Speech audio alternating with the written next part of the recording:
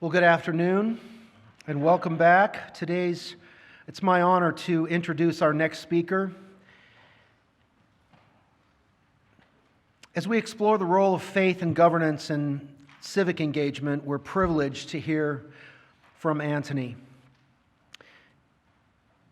The speakers at this conference are some of the most thought-provoking, hard-hitting, challenging, flesh-grating people that you'll ever want to hear. And if you've been entirely comfortable this whole time, then you've not been paying attention. Pastor Anthony Forsyth originated from the United Kingdom. Pastor Forsyth has made a profound impact in the United States, serving as the lead pastor of Calvary Baptist Church in Burbank. He is a dedicated teacher of the Bible, known for his deep, verse-by-verse expository preaching that ensures Scripture is understood with its full and proper context. Amen. Beyond the pulpit, Pastor Forsyth is also an author and thought leader. His book, Caesar and the Church, A Biblical Study of Government and the Church, delves into the complex relationship between civil government and the body of Christ, offering a scriptural framework for understanding authority and submission in light of God's sovereignty. His teachings challenge us to examine the intersection of faith and politics with biblical integrity rather than personal ideology. With over 25 years of marriage to his wife Jenny, 5 children, and a growing family, he brings not only theological insight, but also the wisdom of lived experience in guiding the next generation in faith and civic responsibility. Today he joins us to share his perspective on the critical question, does Christianity mandate political engagement? Please join me in giving a warm welcome to Pastor Anthony Forsyth.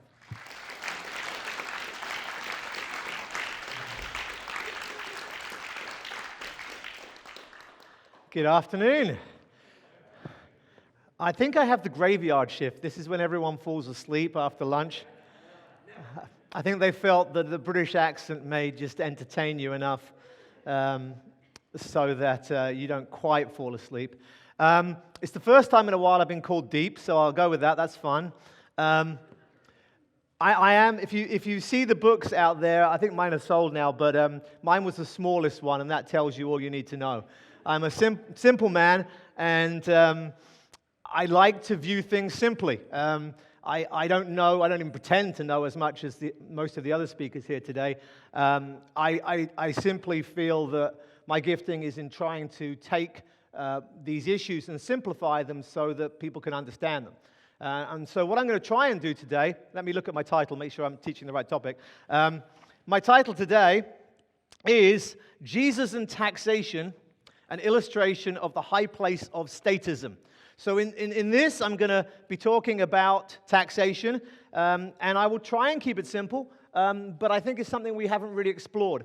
So we're going to do a bit of a journey. We're going to start in Romans 13, because it's always a good place to start when we're doing church and politics. So let's start in Romans 13. This is the key passage, obviously.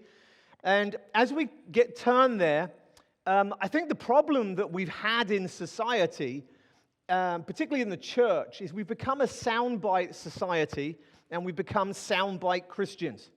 Everything has to be communicated in 180 characters, reels of 60 seconds, and everything has to be shrunk down. And the days when Christians would memorize entire books of the Bible so that they could then share that book with somebody else, and then they could borrow another book and try and then memorize that, are long since gone. And most Christians today know about 2 or 3 verses. John 3:16 is always one of them. And it's a struggle really sometimes to stretch to an entire verse. And a good illustration of this is found in Romans 13. Romans 13 begins, every person is to be in subjection to the governing authorities. There you are. We've covered half a verse and now we understand government. Just do what they tell you, folks. There it is. We know it. It's in the Bible. Romans 13, bro, don't you know? That's it. We covered it. It's done. Finished. Phew, that was good. Now let's just get on and do as we're told. But of course, the half verse is taken out of context. The passage goes on to explain, and the primary point of the passage is to explain the purpose of government. The government is specifically God's servant, and the authority that government has, and it does have authority, The authority it has is God-given authority, or more accurately, God-delegated authority.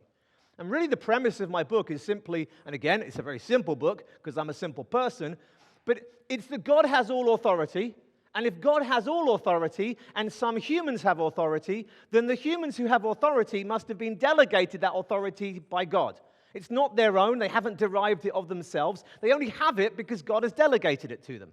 That's it. And then, as we've already heard this conference, that authority is always limited. It's limited in who has the authority. I am a husband, so I have authority over my wife, but I don't have authority over your wives. And they're probably very glad of that. The reality is it's limited in that scope, and it's limited in range. And so when we come to the issue of government, the issue is not do they have authority, but what authority do they have? And that really is the game changer. And if that's new to you, I'm going to be of no help to you today at all. You'll have to read the book later, because we're just going to presume that as our starting point. That God has delegated authority to government, and the issue is how much authority does government have? Is government punishing evil and rewarding good? Or, as is more often the case, has the government come under the woe of Isaiah and been the one that says that good is evil and evil is good, and therefore it's operating outside of the authority that God gave it, right? So if somebody were to do something terrible to one of my family members, it may well be that righteous justice wells up within me and I want to take vengeance upon them. And God says, no, you can't. I've delegated that authority to government.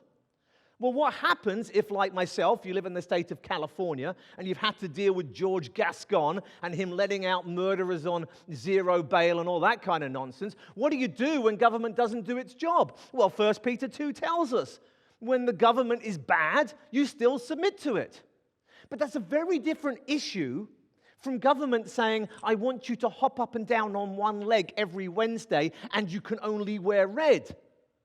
Because at that point we say, well, who gave you authority over that? And COVID for us all was a great awakening. Unless your name is Chris Leduc and you didn't have church the entire period of time and you thought it all through in advance. But for most mere mortals, we learned a lot in COVID, because we had to then say, well, hold on a second, you don't get to tell us that we can have church or not have church. You don't get to tell us what we wear on our face any more than on our legs or on our chest, you know. You're not in charge of what we do, what we wear, where we go to church. Your role is very, very limited, right? So that's really where we start. But also, one last thing in Romans 13, in this passage, you'll notice in verse 7, it says, render to all what is due to them, tax to whom tax is due. We can just stop there. We don't need a full verse. We don't need a context. Tax to whom tax is due.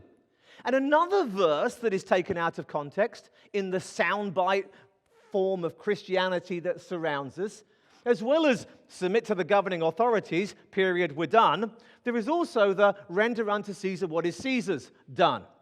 When you say to the average Christian who only understands Romans 13:1a outside of context, then also you've got people who, if you were to say to them, what do we do about taxation? They say, well, you just pay it because Jesus told you to. Render unto Caesar what is Caesar's, right?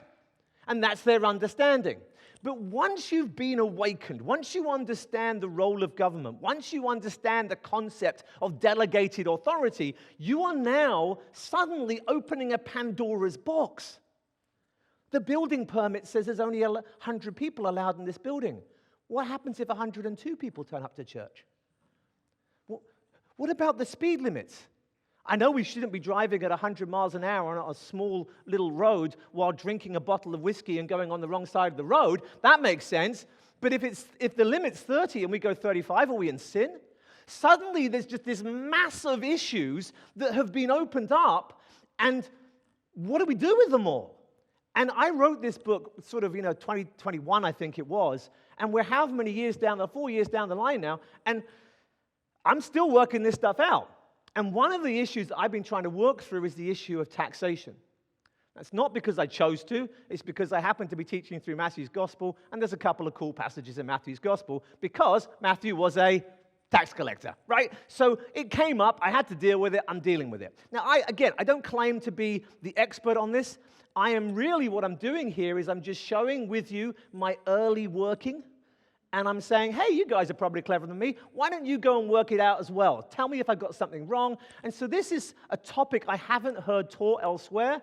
It's something I'm working through. And I'm just kind of, without any sense of authority, just putting it out to you and saying, what do you reckon? Let's see if we can work some more on this together. So let's have a look. I'm going to start our journey. Because of the title of this, I think it's a good thing for us to go to 2 Kings 12. For two reasons, which we shall see as you get there. 2 Kings chapter 12, not 1 Kings. How many times, pastors, have you turned to the wrong Kings or the wrong Corinthians in a sermon? Maybe it's just me, but there you are. I made sure I got it right this time, 2 Kings. 2 Kings chapter 12. In the 7th year of Jehu, Jehoash became king, and he reigned 40 years in Jerusalem, and his mother's name was Zibiah of Beersheba. And Jehoash did what was right in the sight of Yahweh all his days, in which Jehoiada the priest instructed him. So up to verse 2, what do we have? We have a new king. And normally in these various tales of the kings, what we have is either they were a good king or they were a bad king. And this one's in the minority. He's a good king. Okay? Then it says, only the high places were not taken away. The people still sacrificed and burned incense on the high places. Now, the title, again, of my message is an illustration, Jesus and Taxation, an illustration of the high place of statism. So let's start by talking about what a high place is. Sometimes we misunderstand the concept of a high place in the Old Testament. We think that the high place is a place where idolatry was done. And for sure, sometimes it was. But the origins of the concept of the high place was this, that the Jewish man was obliged a certain number of times each year to go to Jerusalem for the feasts. They didn't get to go anywhere else. They had to go to Jerusalem. And, sometimes that's a big journey and sometimes it's not a big journey. Now, I'm not going to hand out books for whoever's come the furthest, but some of you have come further than others, and so you understand the concept that the conference is here. It's not anywhere else. If you want to be here, you've got to be here, right? And some will have to come further than others. And some of you, it's your local area, so it's an easier decision, and some had to plan to fly and what have you, and it's a further decision, right? So for those who were further away, what the high places did is they said, well, rather than going to Jerusalem, let's just sacrifice our Passover lamb at a place here locally that's more convenient, and let's establish a place where we can make these offerings. And so the high place originally was not a place to worship other gods. It was a place to worship Yahweh, but not in the manner that he described. It was a compromise.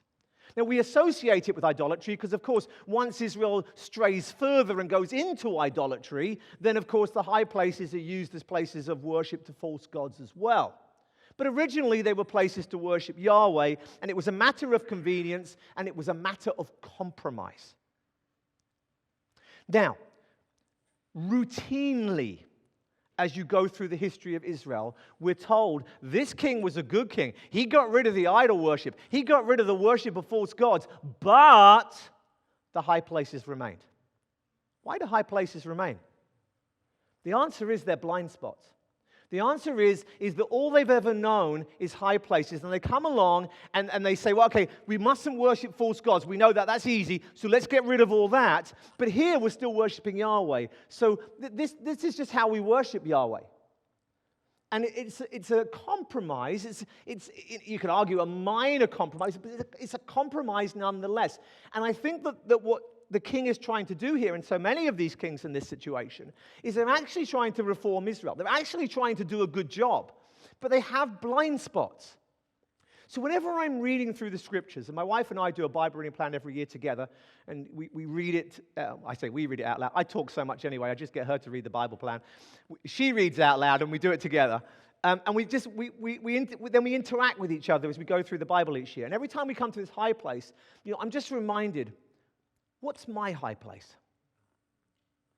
What is it that we have in our churches today that we just don't see because it's just so ubiquitous? It's just always there. It's always been there, right? I come from England where we have socialized healthcare. which to most of you is just this terrible thing. But growing up in England, the National Health Service is like a demigod. You can't criticize it, or you're just the worst of all people. During COVID, they arranged times where people in their homes, isolated, would clap.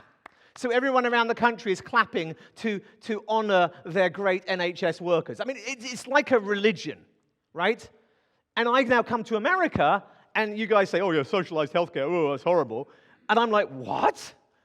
And, I've been here 11 years now, and you learn. You guys were these, what are these strange Americans got this obsession about guns for? And now I'm like, yeah, pro-Second Amendment, It takes time. It takes time. Those blinkers don't come off overnight, right? It takes time. So what blind spots do we have? Do you know that in the late 1800s and early 1900s, multiple churches, even Bible-teaching churches, had a pew tax, where you had to pay money to have the better seats in the church? And we look at that and say, that's just ridiculous. Well, you guys, most of you will be at churches that pay a worship tax. You pay money to a secular organization called CCLI, and they're owned by the same company that owns Playboy. And they are a for-profit organization, and they operate on the outskirts of American law, which says that there's an exemption for sacred songs, and there's an exemption for making copies of things that are fair use. But yeah, let's just make sure we pay taxes so that we can sing worship to God. Yeah, blind spots, maybe. I'm just throwing that out there and leaving you to stew and fester and question your life and your existence, but that's not what the sermon's about. The sermon is about taxation. And taxation is one of those things that we've all grown up with. There are two things they say that you're guaranteed in life is death and taxes, right? And so you just pay your taxes, which I think is just a spin-off from this half verse of Romans 13. Just do what you're told, just pay your taxes. And if anyone were to suggest that really there's more to it than just paying your taxes, then they must be some form of heretic. Blind spot, high places. That's my hypothesis. That's where I'm going.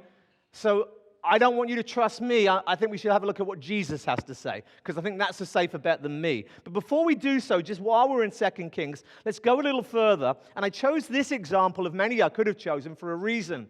Because in verse 4, Jehoash says to the priest, and then you can see my Bible has the heading, repairing the house of Yahweh.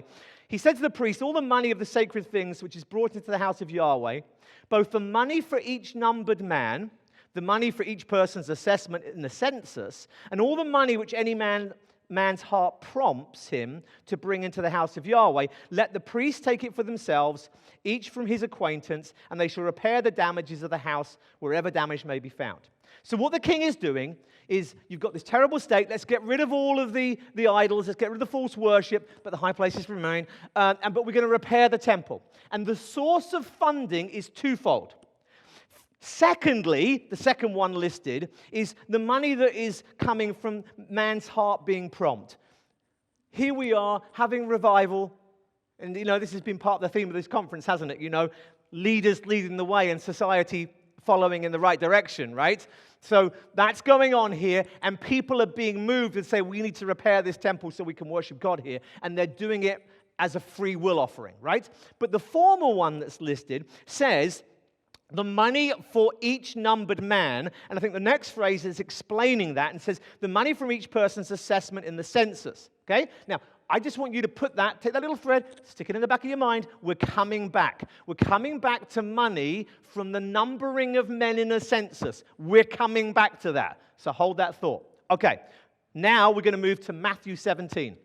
When you say to someone, we're talking about taxes and Jesus, and we're in Matthew's gospel, everybody thinks, Matthew 22, render unto Caesar.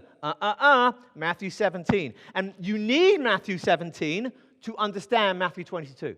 There's a sequence. Matthew is very thematic in his gospel. I've been preaching through Matthew for 2.5 years now. I'm in chapter 23. Recently we did chapter 22, and then we followed it off with the Sadducees and their denial of the resurrection, which of course is why they're Sadducee, yeah, some of you know. And so I did death and taxes 2 weeks running, which was kind of cool. But Matthew 17 is where taxes start. And as I go through Matthew, I saw the connection between these things. So hopefully you're in Matthew 17 now. I'm picking up in verse 24. Matthew 17, verse 24, okay? Okay. Now, when they came to Capernaum, those who collected the 2 drachma tax came to Peter and said, "Does your teacher not pay the 2 drachma tax?" He said, "Yes." And when he came into the house, Jesus spoke to him first, saying, "What do you think, Simon? From whom do the kings of the earth collect tolls or taxes? From their sons or from strangers?" When Peter said, "From strangers," Jesus said to him, "Then the sons are exempt. However, so that we do not offend them, go to the sea, throw in a hook, take the first fish that comes up, and when you open its mouth, you will find a stater. Take that and give it to them for me and you." Okay, this is a problem that is huge for those who say, just pay what they tell you. Here we have a tax. Now, each tax is different and specific, right? The taxes that you pay and the taxes that I pay are very specific. And there's a property tax, there's an inheritance tax, there's a sales tax, there's an income tax. There's all sorts of taxes for various things, okay? It would be so easy for us to say, pay, don't pay. But you know what? We're just going to have to do some legwork here, folks. We're going to have to look at each individual tax and look at them in and of themselves. And that's exactly what's going on in this passage. There is an assessment of a specific tax. So the tax that's being referenced is here called a 2 drachma tax. That's sort of like the Roman coin equivalent of what was a half shekel tax, which was known as the temple tax. In most passages, they have the heading, in most Bibles rather, in the heading have the temple tax. And so this 2 drachma tax is a half shekel tax, which is a temple tax. Now, as I was viewing the various commentaries in my study of Matthew, I came to this, and people are saying, temple tax, and then what they do is in parentheses, they put Exodus 30, verse 11, close parentheses, and that's it. We've done our job here. You wanted to know what this tax was? It's the temple tax. Where is the temple tax? It's in Exodus 30. Job done. Thank you. Let's move on. And it's like, hold on a second. What's going on in Exodus 30? Should we have a look? Keep your finger in Matthew 17. Don't put a finger, a bit of ribbon, a bit of paper, a bit of something. We're going back there momentarily. But for now, we're going to go to Exodus 30 very briefly, because I need you to see something, okay? What is happening in Matthew 17 is the question is about a specific tax, which is the temple tax. The temple tax, okay, is a tax that they were collecting every year that was a half a shekel's worth. And so every year, hey, you've got to pay your temple tax. Next year, you've got to pay your temple tax. And the temple tax was there for the upkeep of the temple, which links us back to 2 Kings 12. Okay? Now let's have a look at Exodus 30, verse 11. Yahweh also spoke to Moses, saying, when you take a census of the sons of Israel to number them. Do you remember that from 2 Kings 12? The money came from the numbering. That's the temple tax. When you take a census of the sons of Israel to number them, then each one of them shall give a price of atonement for himself to Yahweh when you number them, so there will be no plague among them when you number them. This is what everyone who is numbered shall give. Half a shekel, that's your 2 drachmas, according to the shekel of the sanctuary. The shekel is 20 gerahs, half a shekel as a contribution to Yahweh. So what's happening here? Well, let me read a little further. Everyone who is numbered from 20 years and older, 20 years old and over, shall give the contribution to Yahweh. The rich shall not pay more, the poor shall not pay yet less than the half shekel when you give the contribution to Yahweh to make atonement for your souls.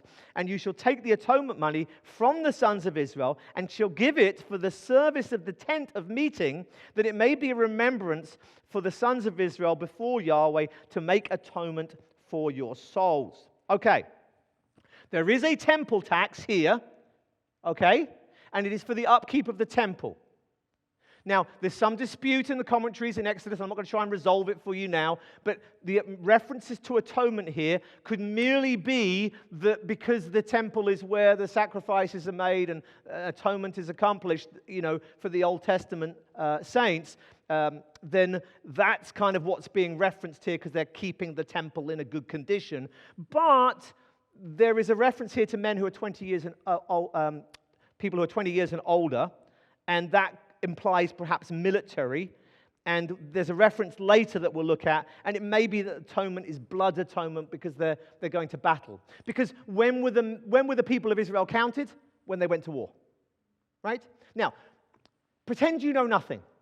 Pretend you're not living in first century Israel. Pretend you don't know what the taxation system is. Just pretend that all you have here is Exodus chapter 30, right?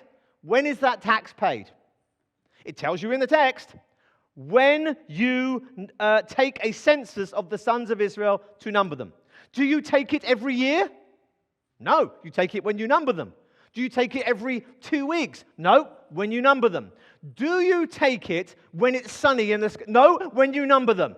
You can put any other parameter that you like here, but the reality is the only time you take this tax is when you number them. That's it, right? Now, some of you, no, I don't think any of you, maybe a couple of you, weren't alive in 1913. So you may not remember this, okay? But in 1913, America introduced the income tax. And it was only for the top 1% of people, and it was only a temporary measure. Well, that's a relief, isn't it? Because that means that 99% of you wouldn't be paying it, and by now they'd have stopped doing it, wouldn't they? That's kind of how taxation works, right? And that's what happened here, that God ordained a tax for the upkeep of the temple that was done when the people were numbered. And that may or may not be to do with the military and what have you, and that's really beyond the scope of our interest. The point is that it happened on these isolated occasions. But by the time we get to Matthew chapter 17, it's now being taken every year. This hasn't been prescribed by God. This has been imposed upon them under Roman rule for the benefit of the elite Sadducees for the upkeep of the temple. That's what's going on. Okay? Now, later on, as you go through the Old Testament, we won't bother turning here, but just very briefly, later on, we have in 2 Samuel 24, David numbering the troops, and I don't think there's any reference to a tax being paid, which is why later a plague comes on them. Exactly what was said would happen here if the tax wasn't paid. So that's interesting. And he's numbering his army, hence why there's a possible connection there. Also, interestingly, in Nehemiah 10, where we have another passage where the law is being reestablished and the people are returning to Yahweh, having been away from him, and the temple is needing to have money put into it, they basically make a vow that they are going to, keep the law, and then they have this commitment in Nehemiah 10 where they say they're going to do additional things as well as that, and one of the things they say is, look, we will annually pay 1/3 of a shekel because we want to see the temple kept up. We want to see it in good condition. So we are making a commitment, not that we're obliged to, the law doesn't tell us to, but we're making that commitment to do it every year, and it's only 1/3. And these sneaky little people have now in the future said, 1/2, 1/3, I think we'll take the half. Once in a blue moon, every year, I think we'll take the every year. That's how politicians work, right? That's how people in power work. And so what we have here, if we'll turn back now to Matthew 17, what we have here in Matthew 17 is we have an illegitimate tax. We have a tax that is not imposed by Scripture or imposed by God, but in the name of God, it's being taken.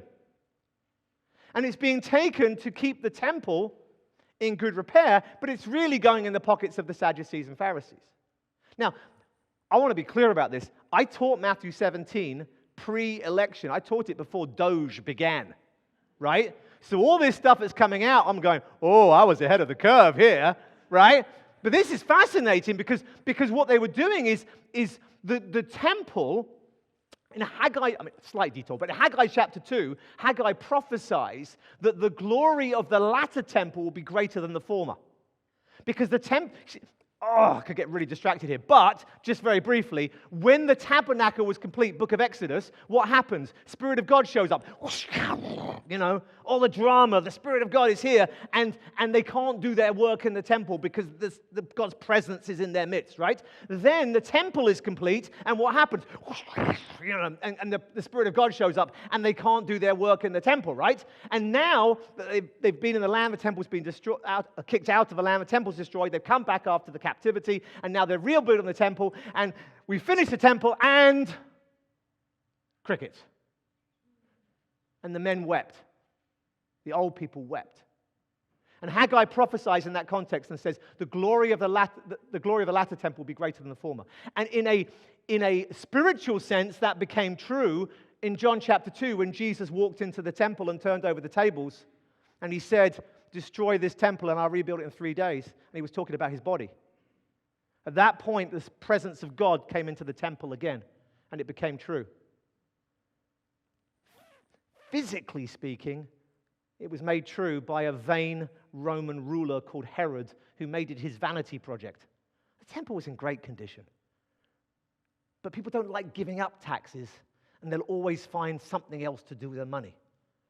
They'll always skim some off the top because you're the minions, and they're going to take from you because they're the important people. That's what's going on here. And by the way, just to finish my little detour, Acts chapter 2, whoosh, that's when the temple is starting again. But that's another story. Okay, so we're back in Matthew 17, and here we are, and we now understand this tax.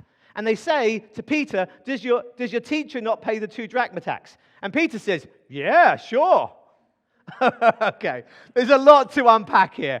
At the end of this, the money is gathered from the belly of a fish, and the stater is enough to cover 2 people. And Jesus says, go pay for me, go pay for you, right? So we know as a fact that Peter hadn't paid, right? And so, hey, Peter, I'm a tax collector. Oh, hi, tax collector. Yeah, hi. He hasn't paid. Does Jesus pay? Oh, Jesus. Oh, yeah, I'm sure he pays. And neither of them have paid. Okay? Now, this is what you need to understand about this context, right? We know from the flow of Matthew's gospel and the parallels elsewhere, we know when this is happening. Okay? And this is about 6 months away from when the temple tax was collected. You could not have a point in the year that is further away from when the tax was due, right? This is the equivalent of you not paying your tax and the IRS sending you rude letters, and they're like, oh, all right then. Jesus has not paid the tax on time. Peter has not paid the tax on time. And when they do pay, they pay for Peter, who was confronted, and Jesus, who was asked about. I don't see them paying for 10 others, 11 others, rather. In other words, they caught us, we'll pay, but let's not mention the others. When you understand this passage, it's astonishing, right? And so Jesus then, and this, as I was talking to Chris the Duke about this the other day when we were doing the podcast, and he, as he always says, orthodoxy becomes before orthopraxy. And so Jesus here in this illustration, what he's doing here is he says, well, before we come to a conclusion, let's think this through a bit. And so they think it through. And he says to him this, hey, Simon, whom do the kings of the earth collect their tolls or taxes? From their sons or from strangers? Now, the kings of the earth at this time in this place were the Romans, right? The Romans had this rule of taxation. And again, you've got to remember, I did this passage months and months ago before current events, right?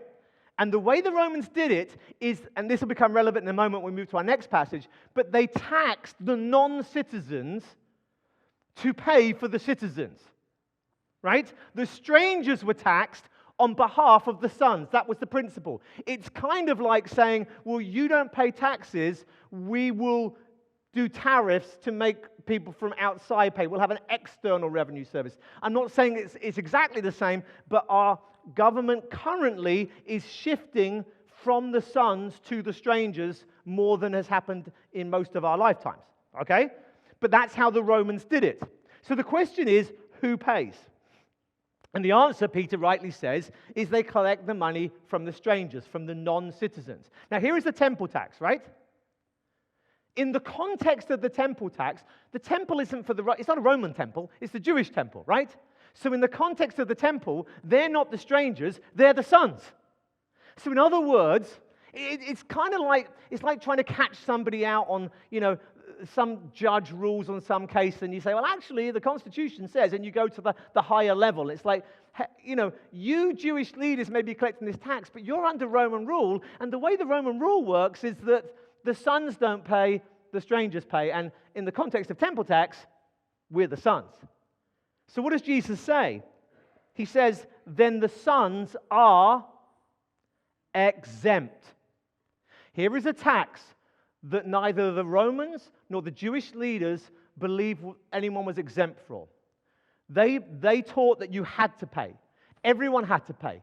No one got away with it. There's no excuses and no get-outs. And Jesus says, actually, we're exempt.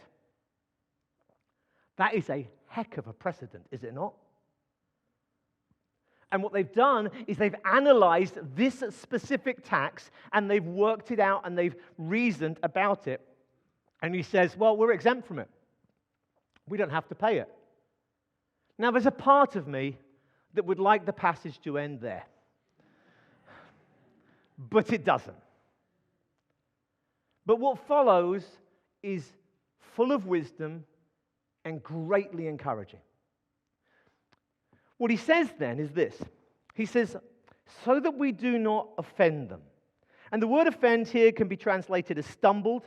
And the concept of stumbling is huge because it goes through all the rest of the next few passages. The next passage in chapter 18 is talking about one who stumbles, a child of the faith. Then we have stumbling blocks. The parable of the lost sheep is about the ones who stumble coming back. And stumbling becomes a main theme. And even when you get through to the passage on forgiveness, it's forgiving people who have caused stumbling. So there's a theme that begins here, right? And stumbling, clearly, from later on, is a bad thing. And he says, look, we don't want to cause stumbling. We don't want to cause offense. In other words, look, we're not obliged to pay this tax, but if we don't pay it, then our entire ministry is going to be about this. We are going to be taken away. My time is not now. Now, this isn't a fight we want to get into, right? In my book, when I'm trying to illustrate about authority and the difference between submission, which as a word implies legitimate authority, and compliance, which implies a lack of authority, I use the example of some criminal, some burglar coming into your house and putting a gun to your head and saying, give me all your money. And as I said in the book, you're perfectly entitled at that point to give them a lecture on legitimate authority. Excuse me, Mr. Burglar, I think you'll find this is not your home, and I have no obligation to give you any money. I think you'll find that it's not yours, it's mine, and I'm entitled to it. And for you to take it would be a violation of multiple laws. You could have that conversation. Me, I'm giving them the money, right? Because they got a gun to my head and I don't want to die. You know, call me pathetic, call me a soy boy, whatever, I don't care. I don't want to pay up. I'm going to pay up. I don't want to have to deal with the consequences. And what happens is if you don't pay a tax, is there's consequences. There was a creation scientist who had quite an extensive ministry. I'm not suggesting he was brilliant. I'm not suggesting there weren't other problems in his ministry. But there was a well-known creation scientist called Kent Hovind who decided that he thought that income tax was illegitimate and not valid. And he may well have been right. So he didn't pay it. And what happened? He ends up in prison for multiple years. His whole ministry is discredited. And all the good he could have done for Christ and for the sake of the gospel disappeared along with his reputation. Jesus says, there's no point to this. Just pay. I've come to the conclusion on various taxes that they are clearly, obviously illegitimate. And sometimes you can avoid and sometimes you can't. In California, they charge us 10 cents every time we want a bag from the grocery store. Do you know how much the store charges you? Nothing.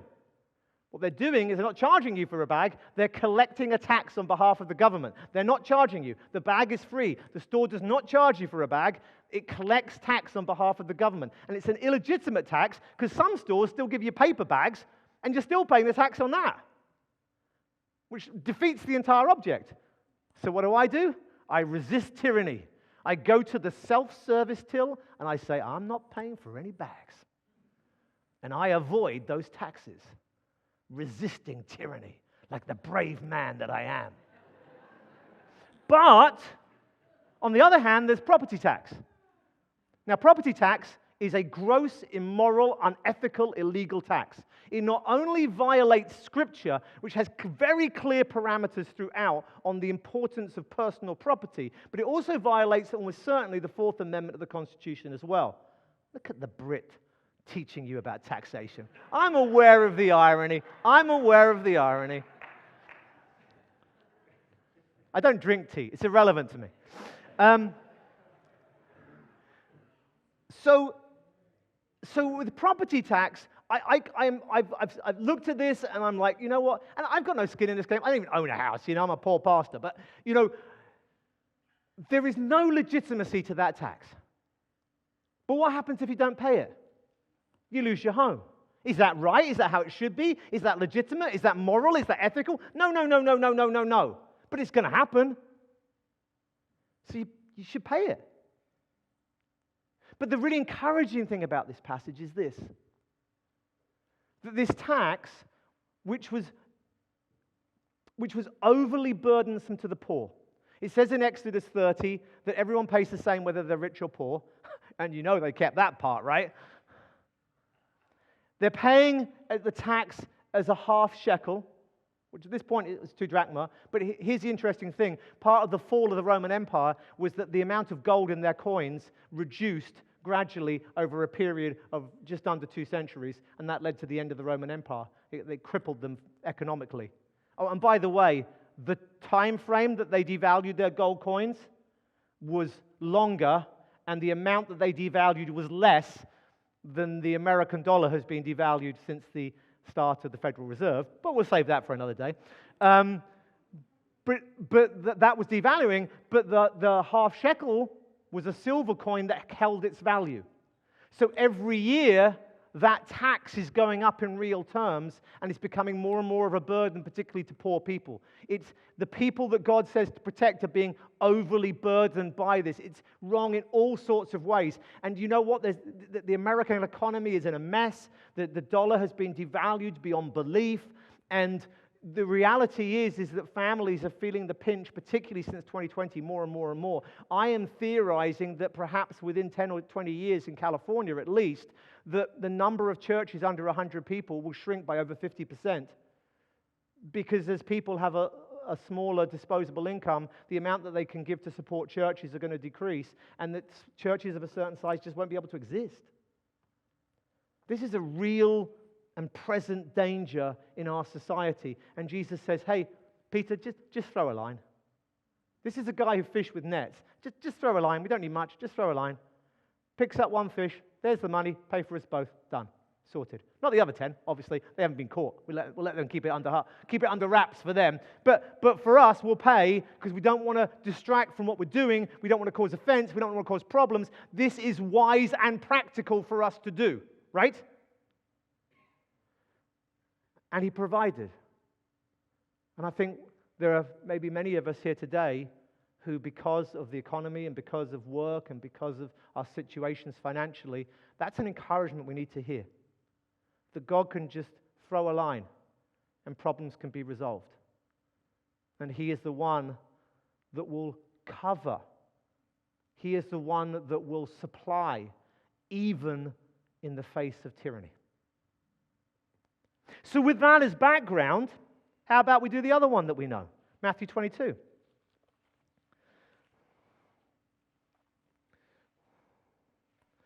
I'm on schedule. This is good. Take notes, Joey. Do you know, as soon as I said it, I thought, pride comes before a fall. I'm going to get held up in this last part now. Why do I do this? Okay. So here we are in Matthew 22, just a few pages on. Famous passage, very well known. Verse 15. The Pharisees went and took counsel about how they might trap him in what he said. Okay. This is the bit that everyone skims. Can we not skim it for a change? Let's have a look at this. What is going on in this passage?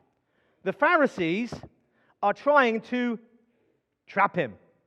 And they sent their disciples along with Herodians. They hate the Herodians. Herodians are horrible. They're nasty. We don't like Herodians. The Pharisees were opposed to all forms of Roman rule. The Herodians were happy as long as the family of Herod were the ones ruling. These two were political enemies, and they really disliked each other.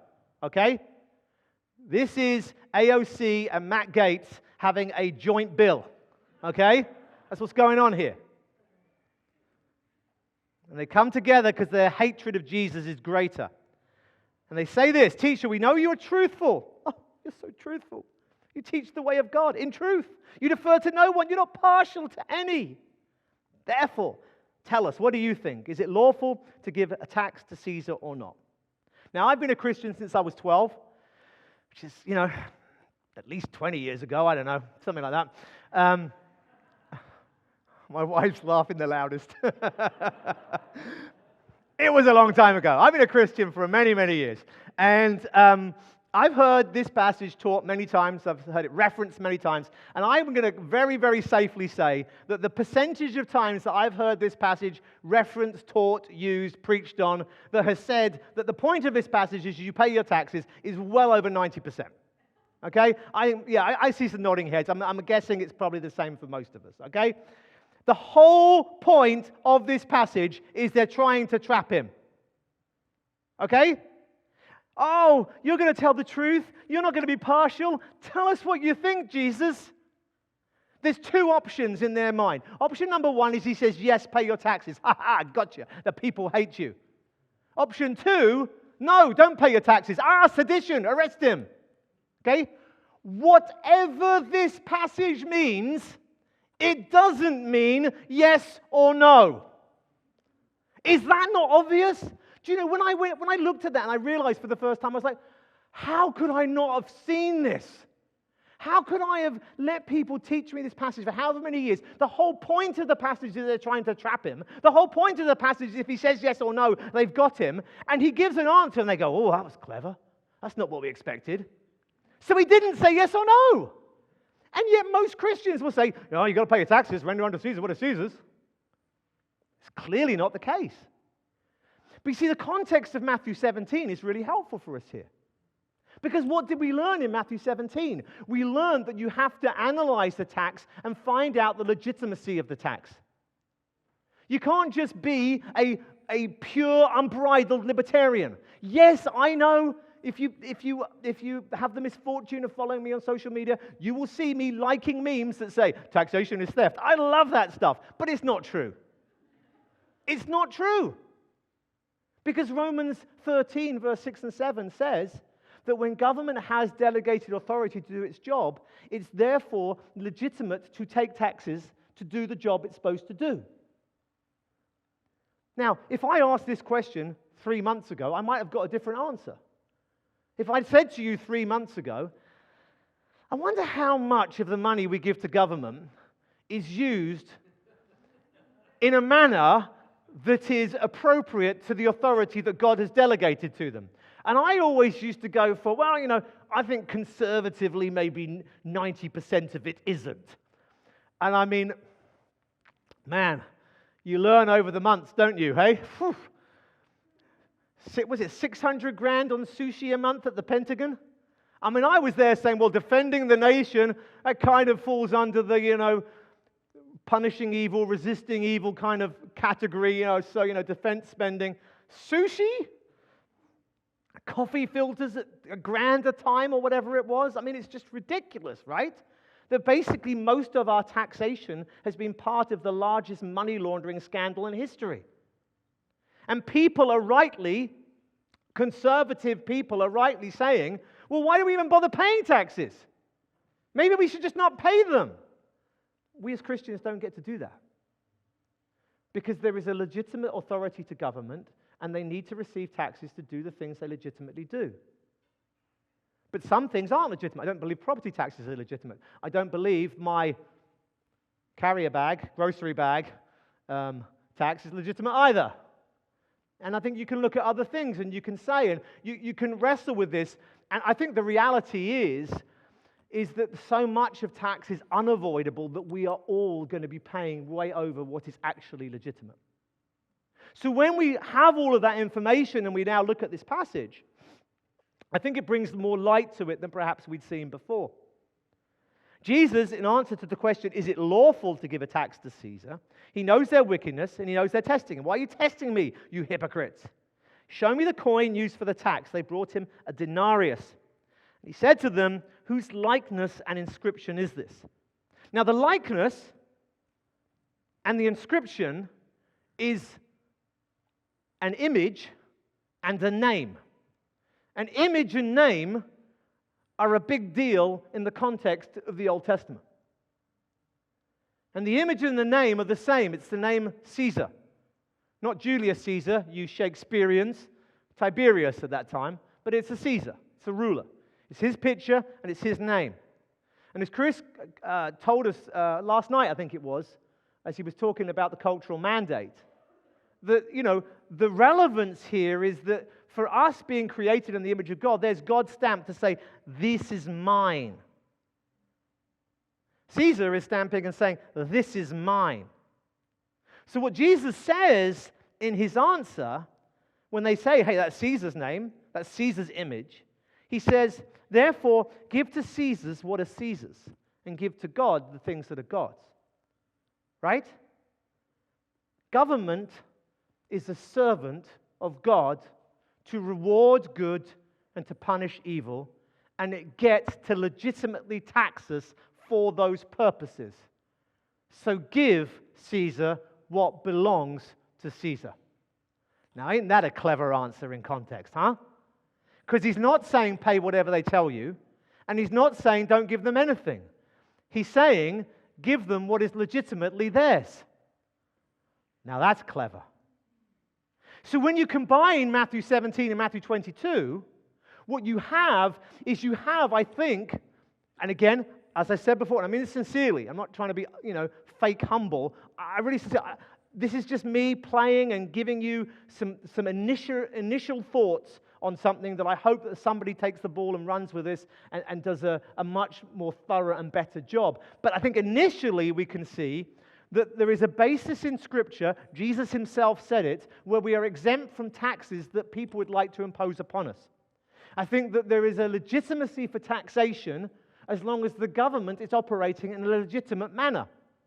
And there is legitimacy in a biblical and ethical and moral sense for us to avoid paying taxes when we can do so without detriment to the reputation of the gospel, which, other than the occasional grocery bag, may be very infrequently. But there is a huge difference between us saying, you know what, that's the tax bill, I'll pay that because I've got to do my bit for society and we've all got to pay our share, and also coming and having the same tax bill and saying, you know what, they're dirty, stealing tyrants, but for the sake of Christ and the gospel, I'll pay it anyway because I don't want to be in jail. If one of you feels called to prison ministry, feel free not to pay.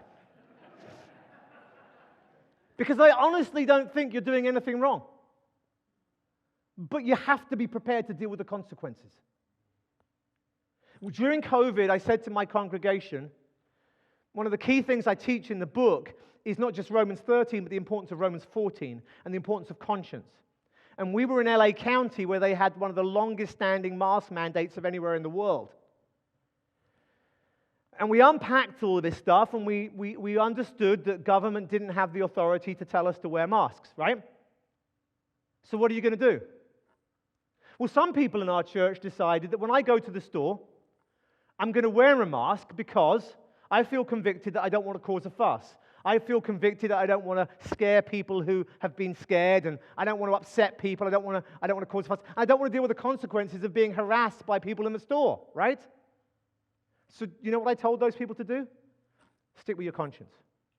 And if you get to a store one day and you've left your mask at home, don't go to the store, go back and get your mask. Because if that's what God's placed on your conscience, you need to stick to it. Me, I was convicted to love my neighbor by resisting tyranny. I went to the store, which in LA County, I can tell you, we were in the minority.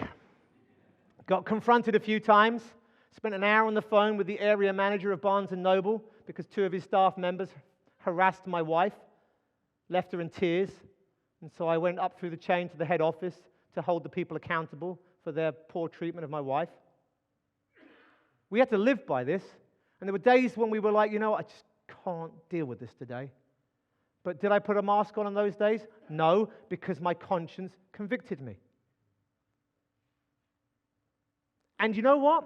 I had more conversations about Jesus during mask mandates than any other time in my life. Because every time someone said, hey, you're not wearing a mask, occasionally it was some rabid, person, what are you doing? You don't want a mask. I didn't hear exactly what they said because they were wearing a mask, But they shouted and they weren't happy. And And I spent some time studying the LA County Health website, and they said that you can have a medical exemption if a medical professional told you that you shouldn't wear a mask. I made a list of all the YouTube channels where medical professionals were telling me not to wear a mask. So I could comply, not submit, comply with their regulations. And I went, and someone, the security guard would come over and say, "Oh, what are you doing?"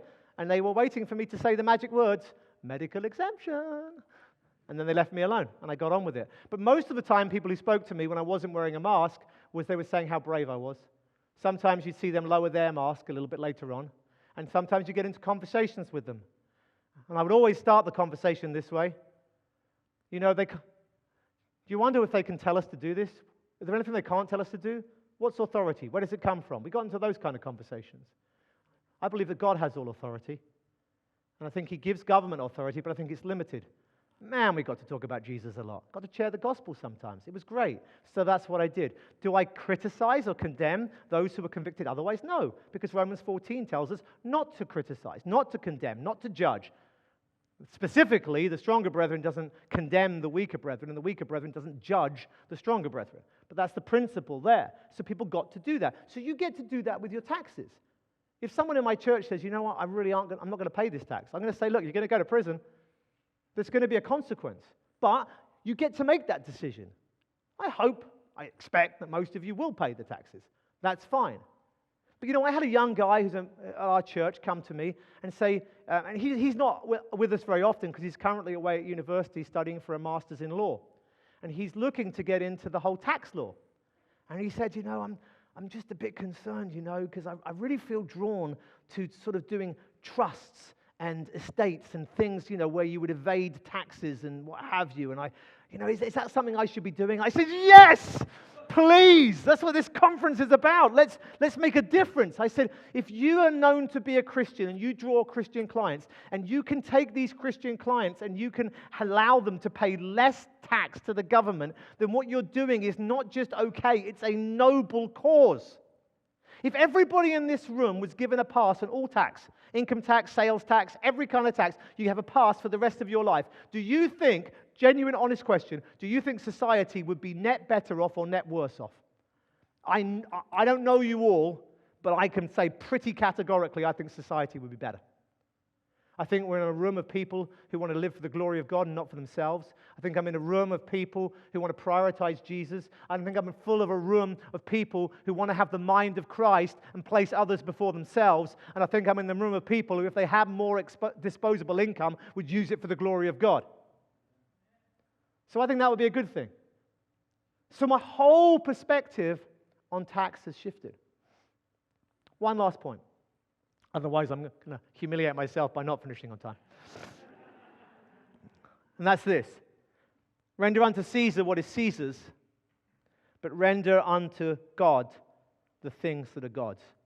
We are stamped with His image. And those of us who believe, we want to glorify His name. We are His and we belong to Him. And so as we start to navigate all this mixture, this plethora of difficult issues that arise once we understand how far our tyrannical governments have overreached their God-delegated authority, how do we navigate this whole realm? And the answer is this, that all that we have and all that we are is His. We are made by Him, we are made for Him, and we are empowered through Him. And everything that we do is about Christ, and everything that we live is for Christ. And so we do not want to be the people who go, all taxation is theft, because we don't want to pay any taxes because we're greedy. We want to make sure, however, that we utilize the money at our disposal to glorify Christ and not to prop up a tyrannical, money laundering bunch of thieves.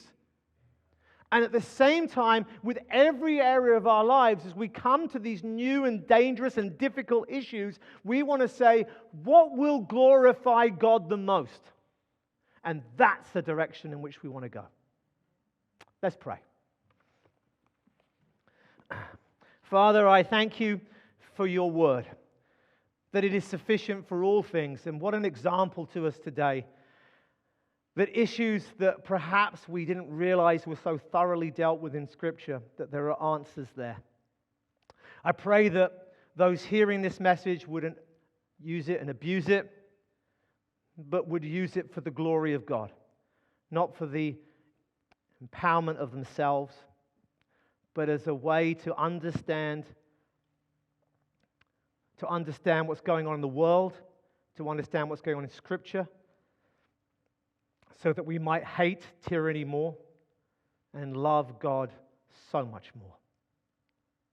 It is for your glory that we ask this. Amen. Amen.